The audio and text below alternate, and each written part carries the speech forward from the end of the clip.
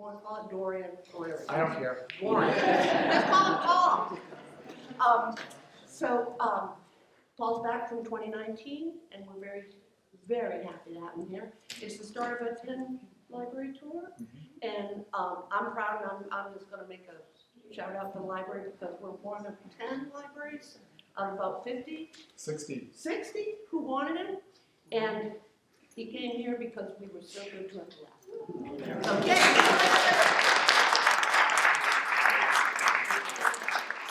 So, Sure. thank you very much. Take it away. Okay. And there'll be refreshments after, and book signing. All right. So everybody can hear me now, right? In the back? Yeah? Okay. Well, thank you. Yeah, and thank you, Julie, and to the board. Thank you, everybody, for showing up. So let me explain what's going on. Every spring, I get invited to go to Maine libraries, and I love to visit Maine libraries. In the summer, I have my national book tour, and that is all bookstores and auditoriums and that sort of thing. But this is sort of a downtime for me, and I like to visit libraries. The problem is that my most recent book was published in late June of last year. And so if I come and I'm reading to you from that book, many of you will have already read it. You'll probably know that the paperback is about to come out, so you might not be inclined to buy the hardcover. And sort of even more importantly from my end is I've already written a book in the interim, and that book, in this case, is Pitch Dark, which will be coming out on June 25th. And this is the one that I'm excited about, right? Because I think it's great, and nobody's reviewed it yet, and to tell me otherwise. So I was talking to my publisher, and we were sort of saying, well, what do you do, Paul? If you want to go to libraries, but how are we going to do this? And I said, well, what if I get a bunch of copies of, these are called advanced reader copies, which doesn't mean you have to be an advanced reader to read it. The other term is galleys, and what they are is they're the uncorrected proof, which means that you'll find some typos and things in them. But this is what gets sent out to the New York Times Book Review and People magazine and this sort of thing. And that's how they decide whether they want to review a book. It's also sent to bookstores and libraries, and they'll decide, well, we want to order those books. So my publisher has given me, unfortunately not as many as I would like, 10 copies. And the reason you got a raffle ticket is at the end of this event, which is just going to be an hour or so, I am going to pull a ticket, and somebody's going to get a signed copy of this.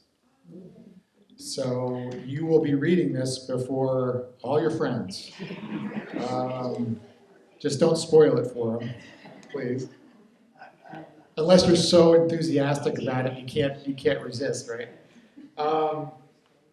The other thing that we're doing here is, so Barbara Kelly from Kelly's Books to Go is here. She's selling my other books, but she's also taking pre-orders for Pitch Dark, for the hardcover of Pitch Dark.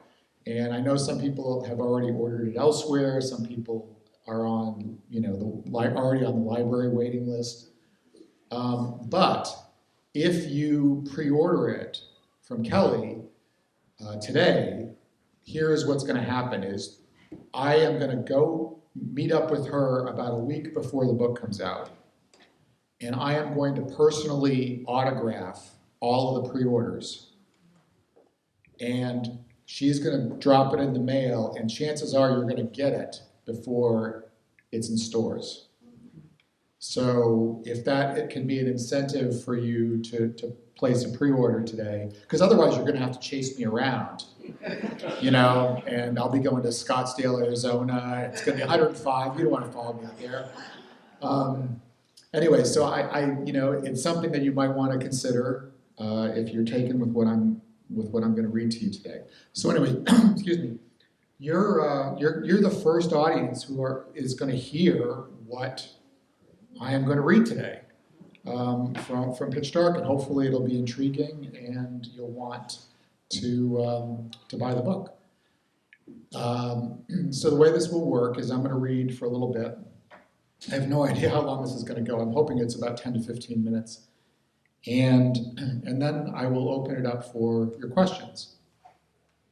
Anybody who's come to one of my events before knows that I really only have one rule as far as questions go, which is don't ask me, why did you make so-and-so the killer in Dead by Dawn?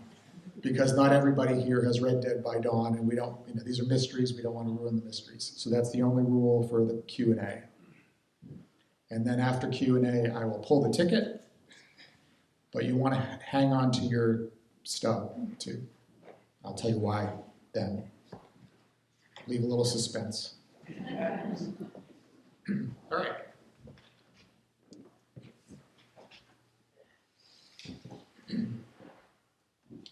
So it's always great with a book, excuse me, if I can just read like from the very beginning, and I don't have to explain anything because it's just the beginning of the book. In this case, I've decided to begin a little bit further in, and hopefully, I don't think I have to explain a whole lot, but I'm going to give you, a 2-minute intro. So Mike Bowditch, who is a Maine game warden investigator, gets a phone call at home on a rainy night, the first week of May, and it's from a young warden who tells him that he may or may not have a missing person up near Jackman. This is a guy who is identified. He's come to stay at this lodge called Sabumic Farm, which doesn't resemble at all Pittston Farm, not remotely. If there's anybody associated with Pittston Farm, don't sue me. And this guy, his name is Hammond Pratt, and he is looking for 2 people, a father and a daughter who he thinks are living in the woods. This guy has rented an ATV, it's mud season, it's miserable, it's been raining, and he's been offering people money around the lodge. Do you know who these people are? Mark and Katie Redmond. Where could I find them? He's a big, bruising guy, scary. And Mike, has to make a decision about, do we go looking for this guy? He's been gone for 2 days. But then he's also starting to think, well, who's this Mark and Katie Redmond? Turns out they're living in the woods and they're building a cabin for somebody he knows, a woman named Josie Johnson, who's a bush pilot. She flies a helicopter and a float plane. And they're living off the grid, and they're keeping a very, very low profile. And this intrigues Mike and also makes him a little worried, because the daughter is supposedly 12 years old. She's clearly not she's living on a construction site in the middle of the woods, 100 miles from the nearest hospital. The state doesn't seem to know she exists. What's the story? So he decides he needs, before he can make any decision about Hammond Pratt, he wants to go up there. And as is Mike's lot in life, as soon as he announces this, his friend, mentor, and increasingly close member of his household, Charlie Stevens, says, I must tag along. So they go up to Jackman, and this is where this begins.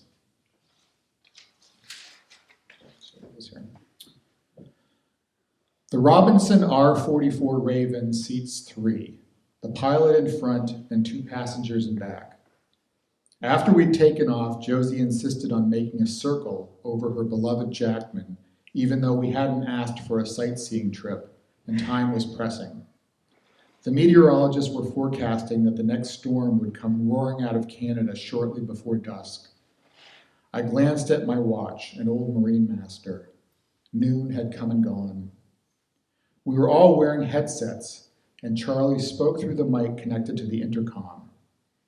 "I see the lumberyard's a going concern." "It's hanging on, yeah," Josie said. "Logs and maple syrup are our big exports. Teenagers, too. Most of the kids who grew up here can't wait to get the hell out of Dodge." Charlie made a throat-clearing noise into the mic. "It's been an age since I flew a whirlybird, I must confess." When Josie turned to address me, I smelled her gum again. Chuck Yeager had famously popped a stick of Beemans before every test flight, but Josie, it seemed, was a double bubble fan. "As soon as your father-in-law called to say he wanted a chopper ride, I knew he'd ask to take the controls. How you doing back there, Mike? Don't believe what people say about the R-44s being death traps. This one hasn't crashed yet." That's reassuring. I hadn't ridden in a small helicopter in years, and I'd forgotten the nonstop jostling. I could almost feel the filling shaking loose from my teeth. But so far, my breakfast, a convenience store egg sandwich purchased en route, was staying down. Josie had also loaded the rear with supplies she'd been gathering for the Redmonds. I felt cramped for space amid the totes. "I understand you spoke with the girl this morning," I said. "Did you ever get to talk with her dad about Hammond Pratt?" "No, why?" "Katie couldn't possibly know all her father's acquaintances. And we learned something new about Pratt that's troubling. The man is armed." Josie laughed into the mic. "So is everyone in Jackman." "Not everyone in Jackman is waving around $100 bills for information about the Redmonds. If he's looking for trouble, I have no doubt that Mark Redmond can handle him," Josie said in an offhand manner. "But he's probably just some old friend from the military. Mark's never said so, but I'm pretty sure he served. He knows firearms and can fly a single-engine plane, helicopters too. I bet he has more time in choppers than you do, Chuck." She kept dodging my questions, but before I could find one she couldn't duck, my father-in-law broke in. "How would you feel, Joe, about me taking the controls on the flight back from Prentice?" Whatever else we found at the building site, Charlie Stevens wasn't going to be diverted from his goal of flying the Raven. Josie gave me another amused over-the-shoulder glance. "Gee, Chuck, I don't know. It's been years since you've flown an egg beater, you say?" As the two seasoned pilots bantered, I kept my eyes focused on the waterlogged forest, partly to avoid vertigo, but also because I was scanning the logging trails. I didn't really expect to see Hammond Pratt unseated from his ATV, stumbling along one of the muddy tracks, limping, drenched, and hypothermic. At the moment, I wasn't even convinced the mysterious stranger was lost. But being a career first responder had taught me that almost anything is possible. We hadn't been in the air for 5 minutes before signs of human activity grew more scattered. Just a few remote camps connected by muddy tracks, and then ceased altogether. Beneath us was a forest as impenetrable as any in Maine. While the lower woods were unnaturally green, the highlands were mostly gray, except where the crags and summits were piebald with unmelted snowbanks. Here and there, swollen ponds shone amid budding maples and evergreens so dark they appeared black, and ravines flashed with iridescence where streams exploded into spray as they plunged downward toward the flooded rivers. "Excuse me, Josie," I said, "is it true Mark and Katie are from Alaska?" Her voice sharpened. "Who told you that?" "Brandon Barstow." "It's true," she relented.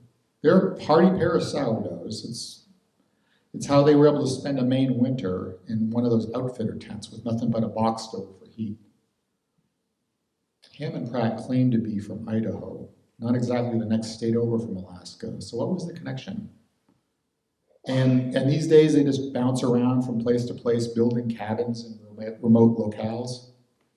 That about sums it up. "Brandon told me that Mark never brings Katie to town. That can't be true, can it?" "Of course not." "So you see her in Jackman occasionally?" "No, but..." "Well, I'm sure he brings her to town. He must have." People who choose to live in the woods were often rebels and hermits, but I wondered how Josie would have responded if Redmond had been a city dweller who forbade his daughter from leaving their apartment. Never mind that there was no place less safe for a child to live than a construction site where trees were being felled and split to build a cabin. Based on what you told me, I take it he homeschools her, I said. Josie snapped her gum. Are you a warden or a truant officer? I tried to make my tone light, but the subtlety just didn't come through over the microphone. I just know that anyone who chooses to live in the unorganized territories faces special scrutiny from both the Department of Education as well as child welfare. Josie seemed to feel the need to respond to a question I hadn't asked. It's not like the Redmonds have been stranded all winter. Mark has a snowmobile and a four-wheeler that he takes to Jackman and Red Rockwood. He also has a Unimog, big tractor type thing that he can drive out when the roads are passable to get supplies and building materials. And I fly in with goodies and groceries from time to time as the weather allows. Do you happen to know where her mother is? I asked. I can't see how that's either of our business. The young man's just curious, Charlie said. Curious to a fault, I often tell him. I apologize, I said after a long silence. Charlie's right that I sometimes let my curiosity get the better of me. It's just that I can't imagine spending the winter in such isolation. Well, it's not like they're totally alone up there, Josie said. The Stombaugh have their sugar house on the South Branch Road, past Wounded Deer and Doherty Ponds. Have you ever heard of Moose River Maple Works, Chuck? There's a lot of people tapping trees these days, but Bob and Rose Stombaugh make syrup that'll curl your toes. Something about the casks they age the stuff in. Genuine Kentucky whiskey barrels. Can't say I've ever gotten sluiced on my breakfast, said Charlie. The syrup only tastes of whiskey. I don't buy it myself. I'm not in the best of terms with Bob and Rose. It's one of those feuds we've got in Jackman where we don't even remember who started it or why. She snapped her head around. And Katie visits them. She goes to see the Stombaughs sometimes. She told me she does. She takes the snowmobile or ATV. I considered this, wondering how it might mitigate my concerns about Redmond's closeting away of his daughter. Josie sounded triumphant now. So you can't say Katie is being cut off from other people. I wondered, but I would soon see for myself the effect living far from civilization had on the 12-year-old. I had to consider the possibility that I really had fallen prey to the folly of prematurely indicting Mark Redmond as a father. And yet, the helicopter, dipping and rising on the wind, continued steadily to the northwest, into the wild. Josie hugged the main road for the remainder of the flight. It was the 2-lane highway that led to the twin border checkpoints at Sandy Bay Township, Maine on the American side, and Armstrong, Quebec on the Canadian side. The altimeter showed us at a mere 1,500 feet above the ground. Several times she banked and brought us around for a closer look at something that had caught her eye. It wasn't always obvious to me what that something was. Beneath us now, a flecked and frothing stream came pouring out of a valley at the base of the mountains and passed under a bridge. The water had reached the level of the road and was spilling over the boards at such a ferocious rate it seemed likely the structure might give way at any second. I don't know if I'd chance crossing that bridge, Charlie said, echoing my own thoughts. Josie snapped her gum again. That road's the only way out of my valley, unless you take the ATV trail past Wounded Deer. I'll have to tell Mark about the bridge. He'll want to make sure it's structurally sound before he tries driving his Unimog over it.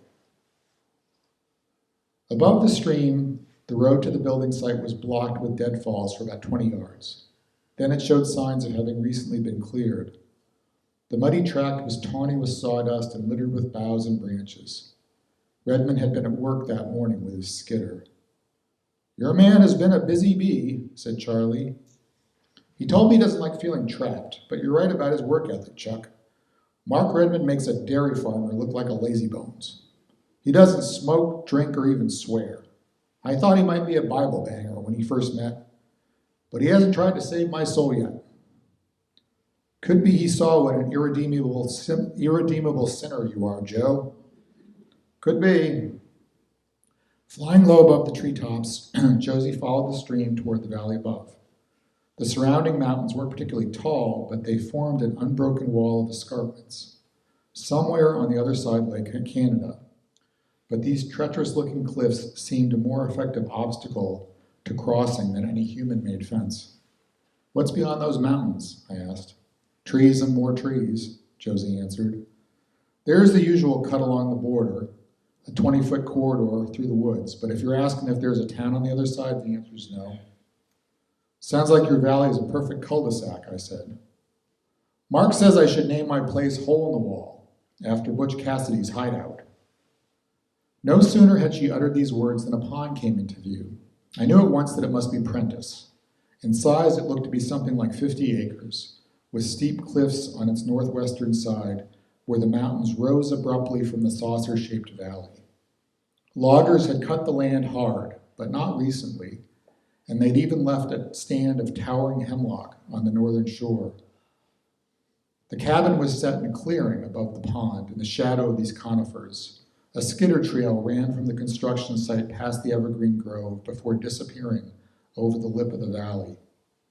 The earth around the foundation was currently a muddy expanse, but the messiness of the site didn't take away from the impeccable craftsmanship of the cabin in progress.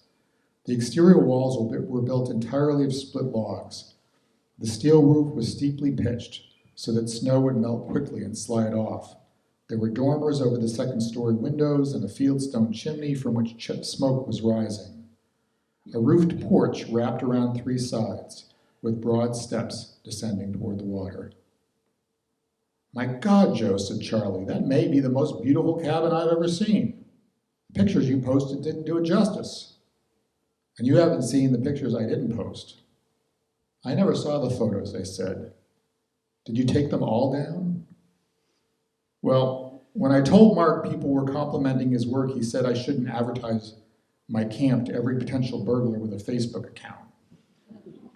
Jackman doesn't have more petty criminals than other small towns, but sure as shit doesn't have less of them either." "That cabin looks plenty sturdy," Charlie said. "All this bad weather hasn't left a mark." "Wait till you see the craftsmanship up close, Chuck. The joinery is so precise you won't believe it. I don't know what I did to deserve that man appearing in my life." The rectangular outfitter's tent in which the Redmonds had endured the winter sat at the edge of the clearing. No smoke was rising from its stovepipe. I spotted the hulking yellow skidder behind it, as well as two shapes beneath weather-resistant tarps, undoubtedly the snowmobile and the all-terrain vehicle Josie had mentioned. There was no sign of the monster Unimog, though. I wondered where the Redmonds might have gone. By now they would have heard the engine roar of the chopper. Was there another way out that Josie had failed to mention? In my experience, every bolt hole has at least one secret exit. Then a solitary figure appeared at the tent entrance. Katie Redmond stepped through the door flaps and stood barefoot in what must have been toe-numbing mud. Josie had described the girl in glowing terms, almost as a surrogate granddaughter. But the small, bespectacled face staring up at us didn't display happiness or expectation. It looked as tight as a fist. That's where I'm going to leave you today as they arrive on the scene. So yeah, this one is, I always try to do something different in each of my books. If you've been reading the series, you probably have figured that out by now. This is sort of a throwback, more in line with what I did with Dead by Dawn. It's meant to be a very fast-paced, suspenseful book, and there's some twists and turns that I hope you won't see coming. And I'm very eager, obviously, to get this out into the world and have you read it, and hopefully you'll enjoy it. So having said that, I do want to open it up for your questions, and I said just don't ask me about the endings of the various books.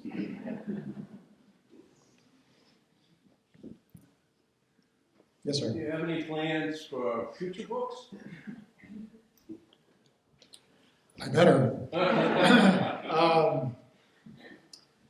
Yes, in fact, so next year, among other things, a collection of my short stories is going to come out. People have been have been pleading for that for a long time. I've been writing short stories set in the sort of Mike Bowditch's world. So far, they've only been available on audio or digitally on Kindle and Apple Books and things, and that's because an individual story, you just can't publish a story, you know. But they're going to be collected in a paperback, and that's going to be for sale. Beyond that, I have, it's hard for me to imagine this, but I have a contract for 4 more. Wow. Good. Yeah, they, my publisher really, is really betting on me, so I'm very appreciative of that. So yeah, hopefully I can keep myself in good physical condition, eat right, have good work habits, etc. Yes? What got you going on the Mike Bowditch series? Boy, that's what got me going on Mike Bowditch. There's so many ways I could answer that question. I think he took a long time to sort of take shape in my head, and it really sort of came out of the idea that I had for the first book, The Poacher's Son. That was a book about a young man who was kind of a mess because of growing up the son of an emotionally abusive father who he wanted to please, but he could never please. And a bunch of things happened while I was writing that book, including the fact that I just realized that it wanted to be a mystery novel, that I was starting to get very excited about contemporary mysteries, that I was also simultaneously just sort of looking, at that time I was working at Down East Magazine. Eventually I became the editor-in-chief, but I was just a lowly associate editor at the time. And, Down East paints a very pretty picture of Maine, even more so in the past it used to. And I grew up in Maine and knew about a lot of the dark corners. And also I was getting very frustrated by the books that get published about Maine every summer, typically, and they're written frequently by people who come up here for a couple weeks and stay, in Seal Harbor or Islesboro or whatever. And I just wanted to represent my Maine, and I knew about the outdoors and mystery, game warden. Everything sort of just came together, and that's really been the shape of the career. Quite honestly, I never planned any of this. It just sort of has happened. And some days I'm kind of bewildered by it all. So I don't know what more to say about that. We might get somebody else, but yes. To follow up on that, so Sure. you've spent a lot of time outdoors, obviously, explored a lot of places. Mm-hmm. Now that you're in this career, do you get to, a beautiful place like the lake you're describing and think, man, this would be a great place for a grizzly murder? Oh my God. Yeah, so when I travel around Maine, am I thinking about, this would be a great place to set a murder? My wife embarrasses me frequently. I can say that because she's not here. And one of her favorite stories that she likes to tell is about a trip, our first visit that we made to Gulf Haggis. Do people know Gulf Haggis? It's called the Grand Canyon of Maine, which is like the greatest overstatement of all time. It's a really great, spectacular river gorge, and there are hiking trails along the top of it. It winds. It's pretty, it's not the easiest hike in some places. And we actually happened to go on a rainy day when the rocks were super, super slippery. So we're walking along Gulf Haggis. Nobody else is out because it's a rainy day, and the rocks are super slippery. And I'm just thinking, and I'm walking along, and I'm saying to myself, I didn't even know that I was saying this out loud. I said, God, this would be like a perfect place for a husband to push his wife off. She has never left me for nor should she, quite honestly. I mean, like, oh, what was I saying? But it would be. So yes, it's sort of the nature of the work is that I'm always, my dark imagination is always finding places for grisly scenes. Somebody had a question, but yes, sir. Yeah, you've written, you've put detail, in the sense of warden role responsibilities, the firearms, some of the politics involved because they are state employees and all that. But I'm pretty amazed when an author is able to write around relationships and building characters, the personal struggles they have, like those that you mentioned before, just growing up. And then the relationship he's developed with Stacy over the years. Can you talk a little bit about that sort of research when you get into Sure. people? I mean, one of your books you go into sort of a heroin epidemic. I'm just curious about some of the research you go through with that, their development. Yeah. So the question is sort of how I balance. I'm just going to condense this. The research that I might do around the wardens, about Maine's problems around crime, drugs, that sort of thing, but also the relationships of the main characters and how these all connect with the crime stories. It's been really important to me all along. Let's see how to put this exactly.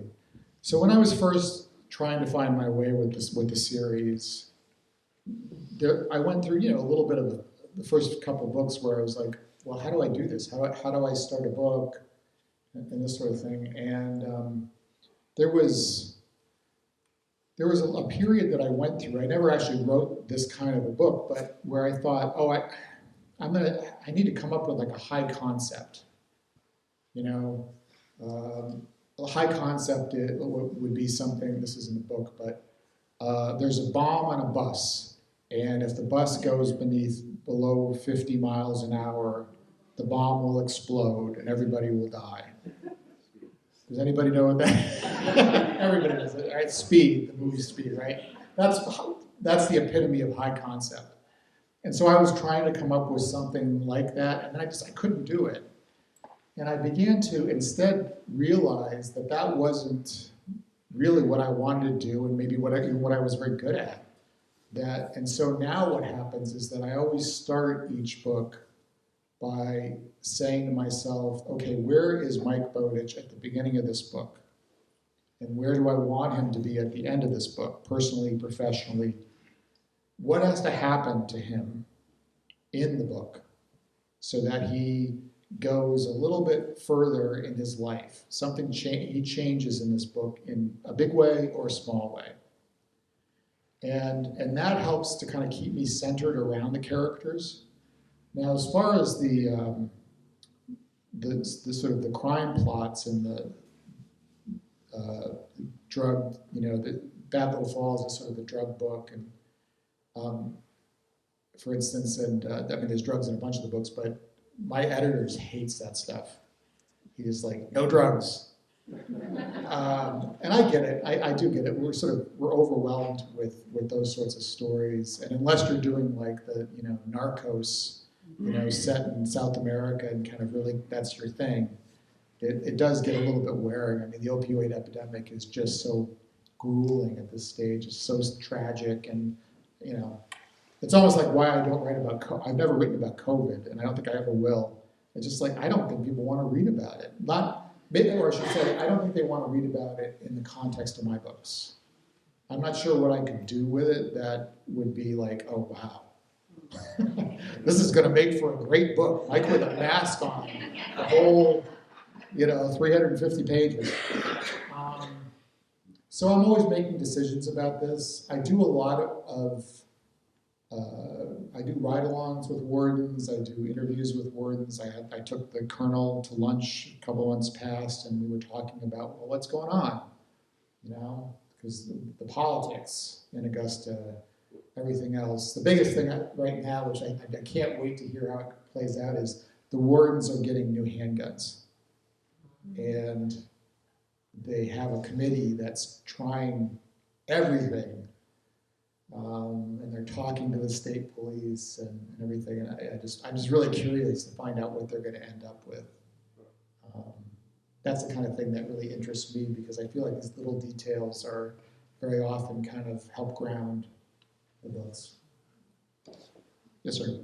Speaking of possible settings for grisly murder, are you planning to go to Jackman for the photo exhibit? Oh, yeah, I'll definitely get as far north as I need to go. I probably won't get all the way to Jackman. I'm kind of wondering what like the roads are going to be like that day. I feel like a lot of people are going to head north.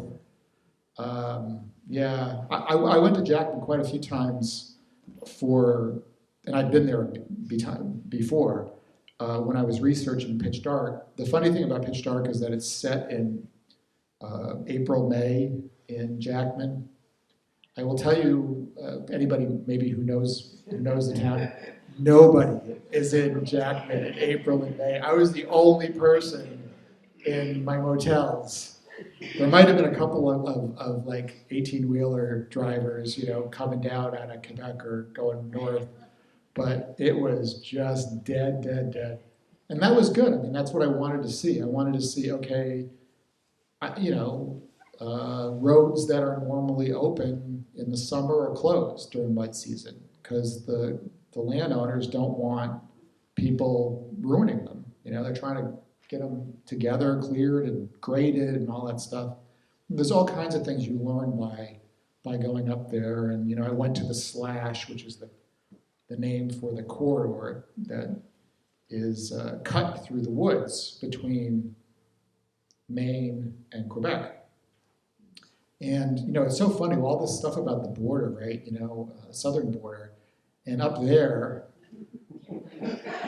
you can walk back and forth and back and forth. You can put one foot in one country, one foot in the other. Now, they do have sensors. They fly drones. They fly other things. I mean, I talked to the Border Patrol, too. But clearly, neither country is overly worried about, mass invasions in that direction. Yes, and back. Have you been to Quill Hill? I have been to Quill Hill, yes, over near Rangeley. It's a beautiful view. So Quill Hill is maybe you can correct me if I'm wrong, but it's essentially one man's vision for a scenic vista. He was into moving rocks, and he had some, is it a brochure? Yeah, is that who he had? I think he bought this hill between Eustis and Rangeley, and built a road up to the top, cleared the top, and it is just the most fantastic view. It's really lovely. It's worth a stop if you're ever up that way. It looks different way. It looks back towards like Saddleback but it also looks towards the Boundary Mountains near Coburn Gorge, that sort of thing.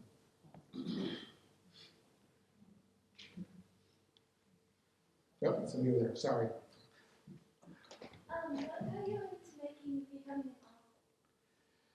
What got me into becoming an author? So I always joke that in my life, I've had 3 career aspirations. The first one, when I was very small, was I wanted to be Batman. And then I wanted for many years to be a cartoonist. I'm actually okay as a drawing person. And then when I was around 11, 12, something along those lines, I read The Hobbit. And when I finished The Hobbit, I said, I want to write a book. I want to write a book that makes somebody else feel like I feel right now. Because I had enjoyed it so much. It just changed the way I saw everything. And I would stay up and I would read and read and read and read. And so I've wanted to be a novelist since I was a kid. And my parents were very supportive, but they said to me, "That's great, Paul. You want to be a novelist. But what are you going to do?" I mean, like, what are you going to really do? Because nobody becomes a novelist, right? In fairness to them, that's actually a really good question to pose to a young person who says, "Yeah, I want to be a rock star, or I want to be an influencer. I want to be a painter." It's not like you want to discourage them. It's more that you have to find a way to encourage them while also letting them know that they may actually have to wait tables along the way. And I mean, I found different ways to make a living until I wrote my first novel.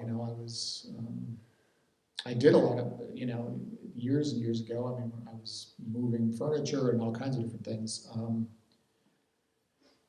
But I never lost the desire to write novels. And I just, it's something that eventually I went to graduate school for creative writing. And I was there with lots of really accomplished, aspiring authors, almost none of whom have actually written books. And, some of them I would tell you are better writers than I am. But the difference was I just wanted it more. I just was willing to put in hours and hours and hours finishing my book, my first book. And then when it was finished, I showed it to people and they told me it was lousy. And so I rewrote it, and then I rewrote it again. And I finally got a literary agent, and she said, "This is great, now you need to rewrite it before I will send it out for you." And then I sold it to an editor, and he says, "This is great, here's a lot of money, but now we need you to rewrite it." And this was just what needed to happen for me to have this life, and in the early days, my agent would say, because I got a good deal right off the bat, a 3-book contract, but she said, "Don't quit your day job, Paul." After the 6th book, she said, "Well, I think you can begin thinking about quitting your day job." And so I did. So I've been writing novels full time for I think this is 11 years now. And believe me, it's just nobody is more surprised about this than I am. I can't believe that this is, because lots of people dream about like what you want to do in your life, and it doesn't always work out. Often doesn't work out, and it's like, how is this working out? But it is, and you're all here. Thank you for that. Yes. How do you pick which town or area in the state that you're going to base each book on? So how do I pick the sort of the setting, the town, the area? Typically, it's one of the great things about being the editor-in-chief of Down East Magazine was that I could just assign myself articles that would take me all over the state and help me learn about places that I'd never been before. And in the course of my time with the magazine, the thing that I learned, of course, was that Maine is not one place, it's many places. And that if you think that, Jonesport is remotely similar to Fort Kent, or let alone Kittery, right? So I've been trying to use the series to represent the fact that the various subcultures of Maine and some of the issues that each of them have, right? So with Jackman is my border. Maine is a bordered state, and people forget that sometimes. It's, and I thought, well, this would be really interesting to sort of play with a crime that takes place right on the border. That involves the border services from 2 countries that, especially since so much focus is on the southern border at this moment historically, so, there's places I haven't been before, like in the series. I always say that I'm still, if ever, in a couple weeks, I'll be doing one of these in York. And I'm sure they're going to ask me, like, why haven't you written a York County book? I'm like, it's because I haven't figured out how yet, you know? When I grew up in Scarborough, which was not really Scarborough at the time, it wasn't what it is now, I'll tell you that. But our focus was all south, Boston, everything like this. So that cliche would be, there's lots of you know that it's totally true.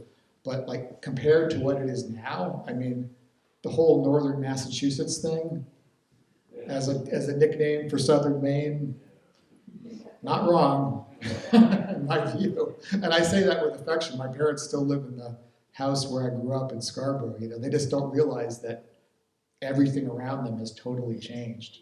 I do when I go visit them. But I'll take one more question and then I'll do my big drawing here. How about that?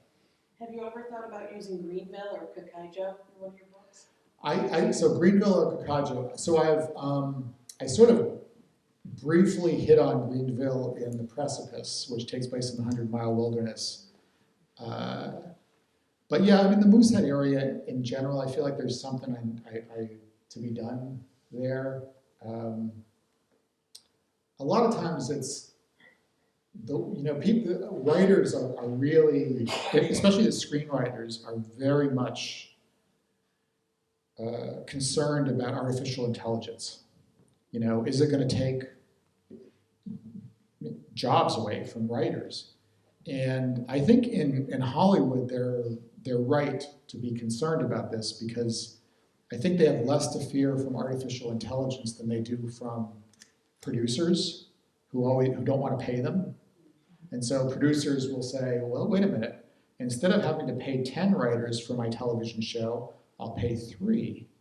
And then they can use AI to finish the scripts. It won't work, but that's what they'll think, right? But one of the things, as I was thinking about this and about what I do, and I bring this up in connection with Greenville, I realized that so much of the way that my books come together is just so random. It has to do with,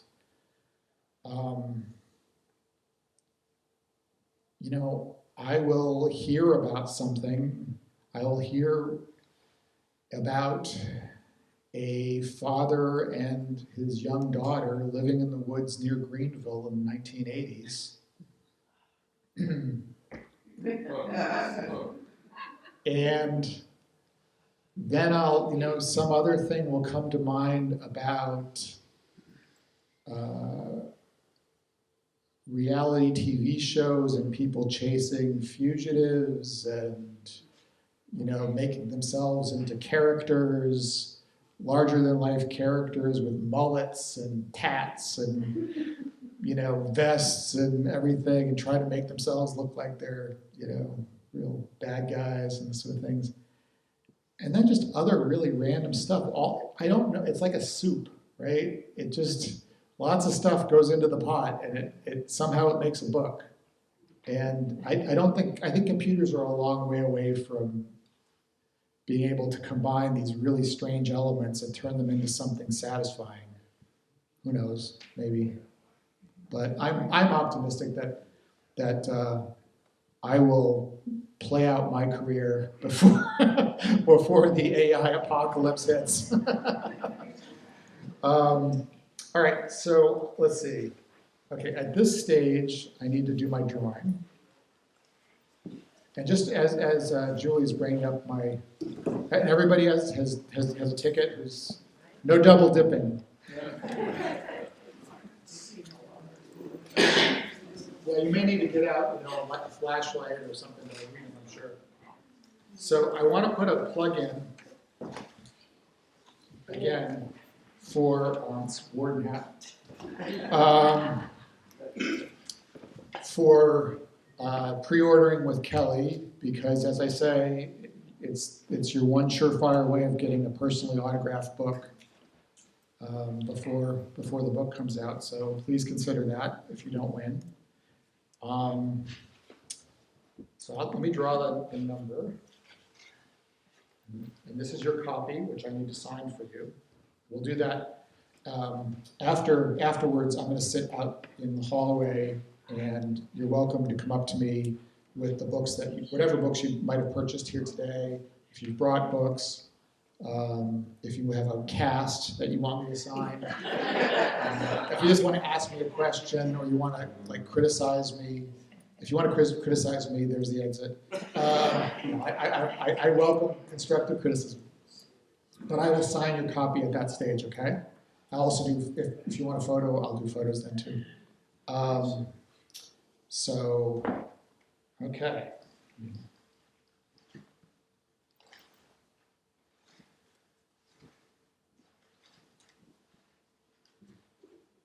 This is not rigged.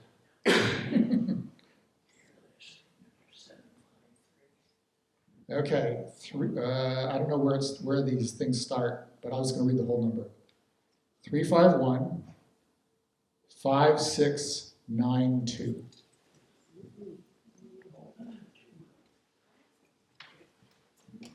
Somebody needs a flashlight. Because nobody's left. No, there might have been a little mix-up.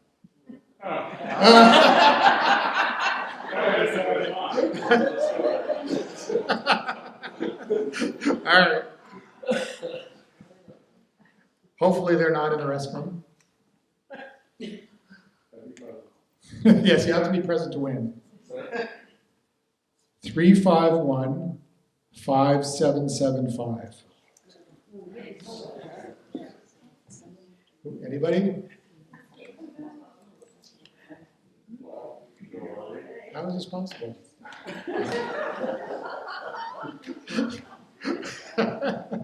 Okay. Wow. You didn't expect this to be a 3-hour program.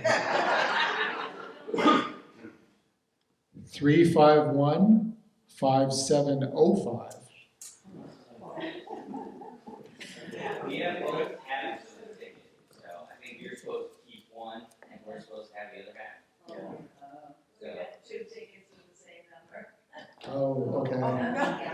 All right. So this is I'm sorry. This was obviously some learning experience.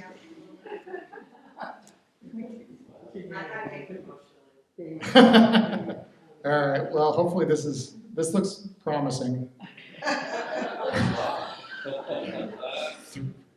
3515796.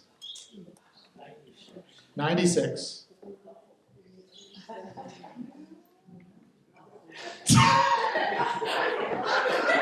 Truly, you had one job.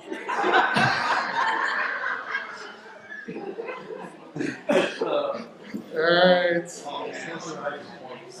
You want to use my ticket?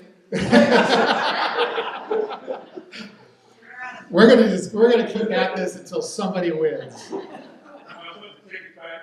No, they're over here. I learned my lesson. All right, so I can see that they're all 3515, I believe. 787.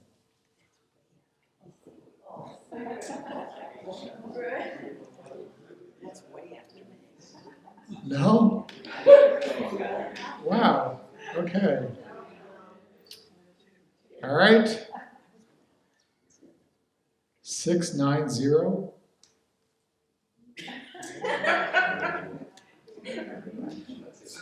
This is incredible. You could write it.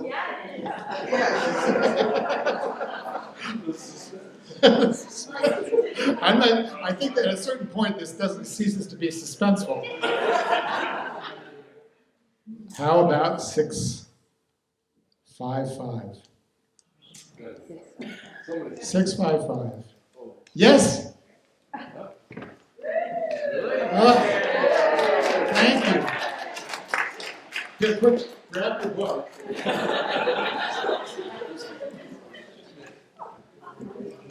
And I will sign this for you. Okay. I'll keep it from the library.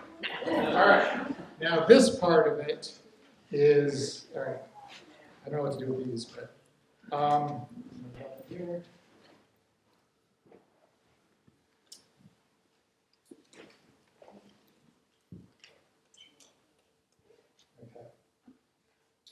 All right, the hat you see is now empty. If, I do have a couple more copies at home. If you want to write your email address on the back of your ticket, and if you happen to have 2 tickets, you're welcome to use those too. That'll be my way of trying to make good for you. Write your email address, drop it in here, and I'm going to do a giveaway of those, based on those. So, and it's a way too for me to figure out who actually my audience is.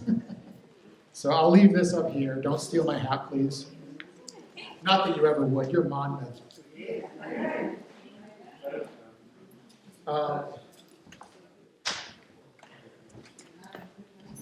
But otherwise, thank you so much for coming out this afternoon. I really appreciate it. I hope you enjoyed the book. I hope you'll enjoy the whole thing when you finally get there. And yeah, please let me know. I always welcome hearing from readers. It's actually, it makes my my life worthwhile in the sense that writing is a very lonely business. And I really, really enjoy getting out and meeting the people who are reading my books and enjoying them. So thank you so much for that. It really